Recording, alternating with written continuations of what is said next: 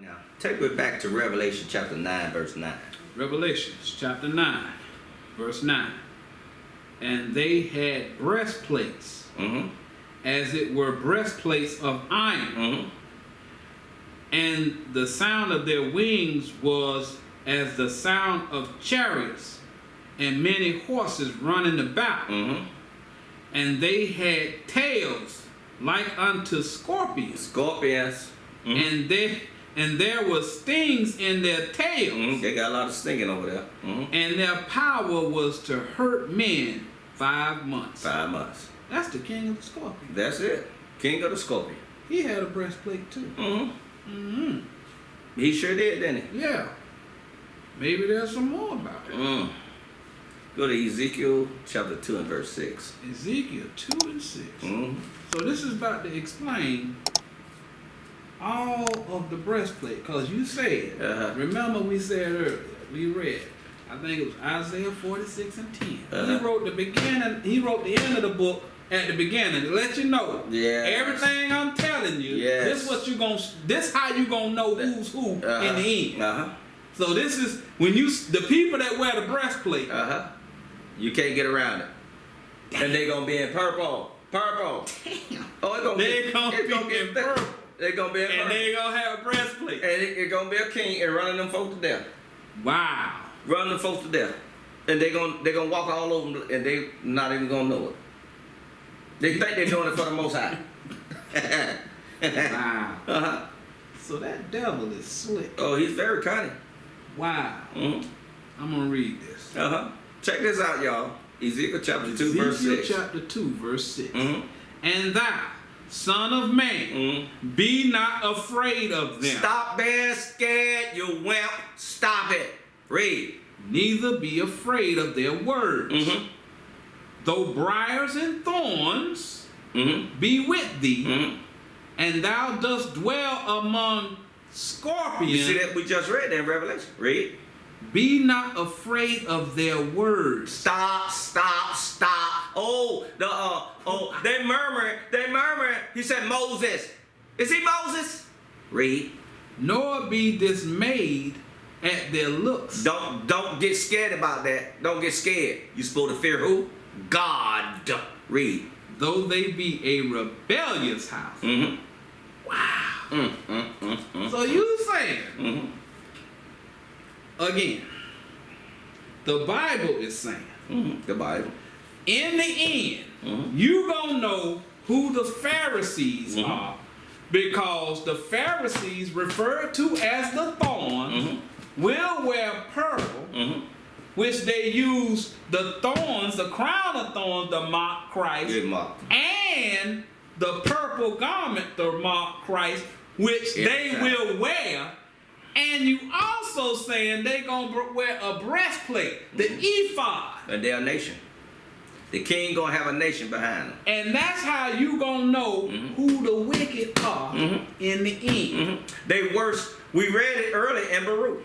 He's worse than the beast. The beast said, no, don't. He said, I find no fault in this man. My eyes zeroed in on the one who was the worst. Wow.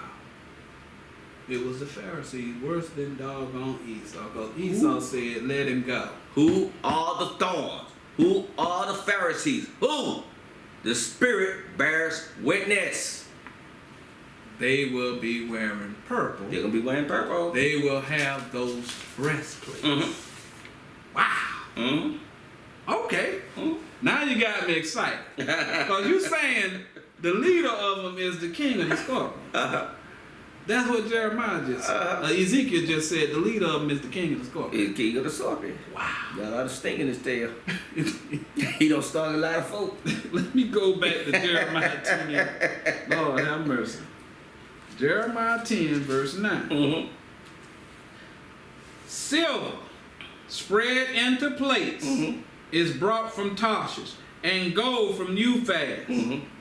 The work of the workman and the hands of the founder. Go to Deuteronomy 31:29. Deuteronomy chapter 31, verse 29. For I know that after my death you will utterly corrupt yourself and turn aside from the way which I commanded you. And evil will befall you in the latter days. Latter days. It's the latter days.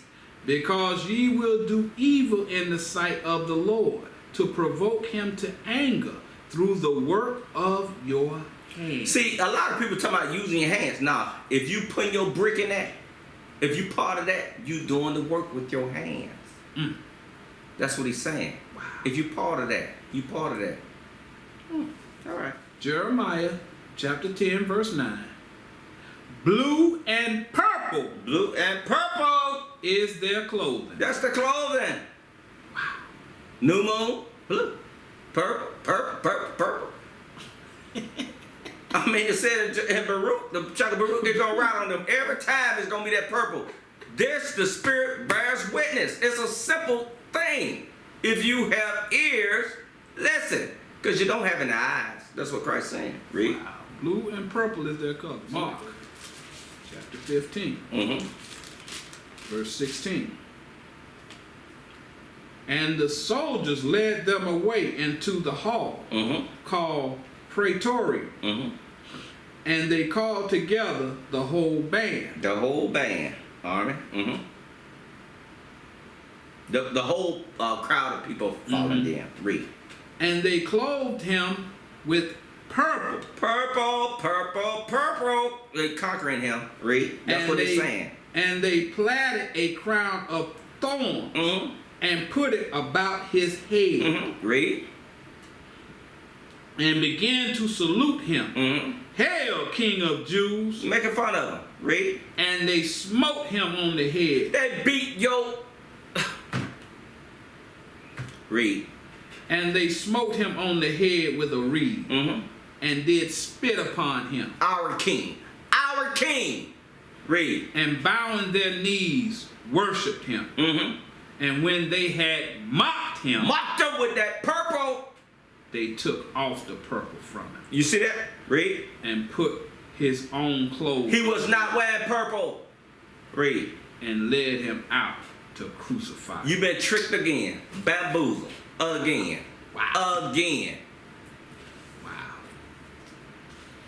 That's a crying shame. Oh, man. That's a crying shame. Over and over and over. First Maccabees chapter 8. Let me show y'all what this purple is. Let me show you. Because I keep mentioning, they say they conquered Christ by putting that purple on. Let me show you something.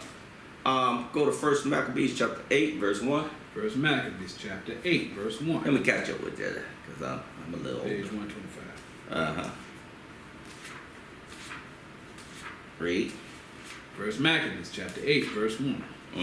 Now Judas had heard the fame of the Romans, that they were mighty and valiant men, and such as would lovingly accept all that joined themselves unto them, and make a league of amity with all that came unto them, and that they were men of great valor. Great value. And it was told him also of their wars and noble acts which they had done among the Galatians, and how they had conquered them and brought them under tribute. They conquering everybody. They conquering everybody. These Romans conquering. Jump up to 11. Verse 11. It was told him besides how they destroyed and brought under their dominion all other kingdoms and isles that at any time resisted them, but with their friends and such as relied upon them, they kept amity. And that they had conquered kingdoms. They don't conquer kingdoms. Both far and nigh. Insomuch as all that heard of their name were afraid of them. They were afraid of these Romans. Also, that whom they would help to a kingdom, those reigned, and whom again they displaced. Finally, that they were greatly exalted. Read. Yet for all this, none of them the Romans wore a crown. They didn't put on no crown. Read. Or was clothed in purple. They was humble enough not even put on purple. To be magnified thereby. Wow. Big and bad, biggest man on the block. Don't conquer kingdoms. But see, this is the reason why they wear that purple today. I'm gonna show you the reason why they wear that purple. This is the nation that they conquered. John 11:45. It's a color of conquering somebody or some people. Read. John chapter 11, verse 45. Uh-huh. Then many of the Jews which came to Mary and had seen the things which Jesus did believed on him. Mm-hmm. But some of them went their ways to the Pharisees. Uh-huh. You see that? Read. And told them what things Jesus had done. Uh-huh. Then gathered the chief priests. Chief priests, who we just read about, the chief priests. And the Pharisees, the council, and said, what do we? For this man doeth many miracles. If we let him thus alone, all men will believe on him. Read. And the Romans shall come and take away both our place and nation. See, they conquered that nation. That's the reason why. They conquered their own nation. That's why they wear purple. That's why. We just read about the Romans don't conquer everybody. But he's saying, right here, these Pharisees saying that they're going to come and take away our nation. Because that's who they conquer. They conquered. And that's why they wear purple. That's why they wear purple. Purple is a color of conquering. That's what it is. They don't conquer the nation. They conquered Christ. That's what they was marking him. They conquered him and killed our king. So you saying, because I'm thinking spiritual over here. Absolutely. You say some upstart. Started off. He was a guy who was able to remember a few scriptures. Then he started his own camp. Right? And he chose the color purple. He ain't know why he chose it. It's just part of it. Most High did it. Most High said it's going to be like this in the end. He said it's going to be like this in the end. He couldn't avoid it. Wow. He couldn't avoid it. He went and became the premier Israelite group in the whole world. And he wearing purple. Hey, he wearing purple. And the Most High said, just like he told you, you gonna know who the children of Israel are in the end, because they're gonna be the ones in the that went into slavery on ships. You gonna know who these people are in the end, because they're gonna be the ones wearing purple. The Spirit bears witness. The Spirit bears witness. Wow. Get it from the Bible. Wow. Get it from the Bible. Let's go to Revelation 17:4. Because they conquered this nation. Remember. That's what they're saying. They didn't want the Romans to conquer Israel. You see that? Everybody in Israel is doing what they either imitating them or they under. Yes. Wow. Check this out. Go to Romans chapter 17, verse 4. Okay. Start at 3. Verse 3. So he carried me away in the spirit. Stop. You got to be in the spirit to see this. Lean not upon your own understanding. Read. Into the wilderness. And I saw a woman sit upon a scarlet colored beast, full of names of blasphemy, having 7 heads and 10 horns. And the woman was arrayed in purple. Now, if you want me to break this down, tune in the next class about that 3, Revelation 17:3. Because a lot of people say, "No, that's Esau. That's Esau." Yeah, right. Read. The woman was arrayed in purple and scarlet color and decked in gold and precious stones. Wait a minute. You said purple. Yes. Poison. Purple. Poison. Purple. Precious stones. Decked with gold and precious stones and pearls, having a golden cup in her hand full of abominations and filthiness of her fornication. Let's see, the precious stones. Let's see what precious... Before we go to the precious stones, I got a question. What's up, Daddy? See now, it was explained to me that this scripture is talking about Esau because of the red. And I believe that. But based upon what you're saying, right? You're saying spiritually. He said, take me off in the spirit. Because you can say carnally who they are. Spiritually, the purple represents a certain people. Yes. And carnally, yes, the red represents a certain people. Another nation. So, you know what? Esau and Jacob twins. Are twins. Absolutely.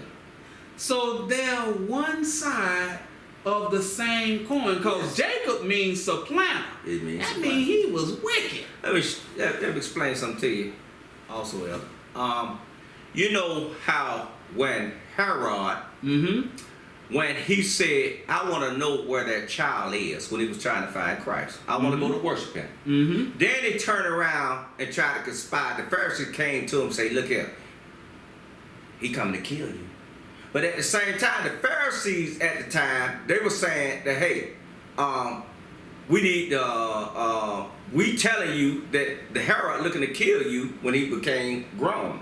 Christ became grown. Right. But at the same time, they were conspiring to kill Christ. Yes. They do basically the same thing that Esau do. Yes. The same thing. Right. Play one against the other. Yeah. They being in New York, Esau, headquarters. Yes. The devil seat. Yeah. Hey, you see what I'm saying? Yeah. You see what I'm saying? Yes. See, they run like this. Yeah. And he said, no, it's Esau. It's Esau. Everybody know Esau. Right. Esau know Esau. Who are these thorns? Who are these men in purple? But Esau represent who he represents. Absolutely. But them thorns represent that. Esau, we know Esau the sword. Saying, the Most High saying, both Esau and Jacob gonna find their end in Babylon. Yeah, absolutely. And Israel gonna be delivered. Yeah, Israel. That go deep right now. Now see, that's another class. That's going on another class right there. But we know about that woman, right? We know about that woman. Okay, that woman is Romans and they say precious stones. Revelation chapter 17, verse 4. It says, and the woman was arrayed in purple, scarlet color, decked with gold and precious stones and pearls, having a golden cup in her hand, full of abominations and filthiness of her fornication. We can break this down. We can break this down all day long. Let me tell you. Let me give you one. Precious stones. Go to Exodus 28 and 21. This is just an example right here. Precious stones. This is just an example. Exodus 28. This is just an example. So don't take this and run with it. Say, oh, he said this. No, this is just an example. Said Exodus 28:21. Yes, sir. Exodus chapter 28, verse 21. And the stones shall be with the names of the children of Israel. You see that? 12, according to their names. So this woman is decked with these stones. This nation, it's a nation. 12 stones. This nation. Jeremiah chapter 10, verse 9. Silver spread into plates is brought from Tarshish, and gold from Euphrates. And that's them plates, those ephods that they wear, in addition to their pearl. That's what it is. The work of the workman and of the hands. So the people of the founder, the people are doing work toward them. They're working for them people. They're working for them. Their wickedness. They're working for them. Blue and purple is their color. That's their garment. That's the color they got on. That's what they got. They are all the work of cunning. A cunning man. They designed that way. They decking them out, designing them that way. Go to Ephesians chapter 4 and 14. Ephesians chapter 4, verse 14.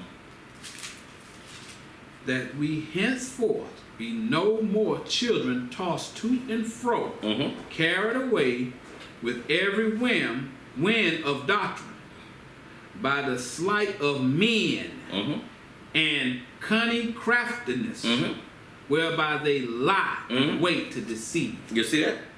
So that's what it's talking about when it's talking about cunning men. Cunning men, they wait. Liars, master liars. Okay, now the cunning man. Let me go to 2 Corinthians chapter 11, verse 1. 2 Corinthians chapter 11, verse 1. We need this. We need this. Would to God ye could bear with me a little in my folly. Read. And indeed bear with me. For I am jealous over you with godly jealousy. For I have espoused you to one husband, that I may present you as a chaste virgin to Christ. Talking to Israel. Read. But I fear lest by any means, as the serpent beguiled Eve through his subtlety, so your minds should be corrupted from the simplicity that is Christ. For if he that cometh preaches another Jesus, another word, another doctrine, read, whom we have not preached, or if ye receive another spirit, you see, read, which ye have not received, or another gospel, which ye have not accepted, ye might well bear with it. So you might stay with it. So drop down to 13. Verse 13. You can read this on your own, but drop down to 13. For such are false apostles, deceitful workers, transform themselves into apostles of Christ. You see what I'm saying? That's how they're going to look. They're going to look like, they're going to appear like, oh. And people are going to walk around and say, oh, I'm going to follow them. They Elijah. Yeah. Ain't that simple? He gonna transform himself to look like that. That's what he's saying. And you fall for it. Wow. Let's go to Baruch 6 and 40. In the Apocrypha. We keep going back to this old epistle. I hardly even ever went to this thing. Yeah, man. This thing seems to be telling us quite a bit. A whole lot. Baruch chapter 6, verse 40. How should a man then think and say that they are gods, when even the Chaldeans themselves dishonor? Let me tell you about them Chaldeans. The Chaldeans used to make little whatnots. Like we said before, that Rachel, she hid away from her father. She sat on him when her father Laban came looking for her. They used to make that, and people used to have those whatnots and stuff for good luck. But these folks right here actually walk. Yes. Say, wait a minute. These Chaldeans say, wait a minute. We made those things. The people knew that the things actually didn't work. It was just good luck. For good luck. Like a rabbit's foot or something. These fools saying, hey, worship us. Right. We the gods. We the gods. That's what they say. That's why the Babylonians learned from the Chaldeans.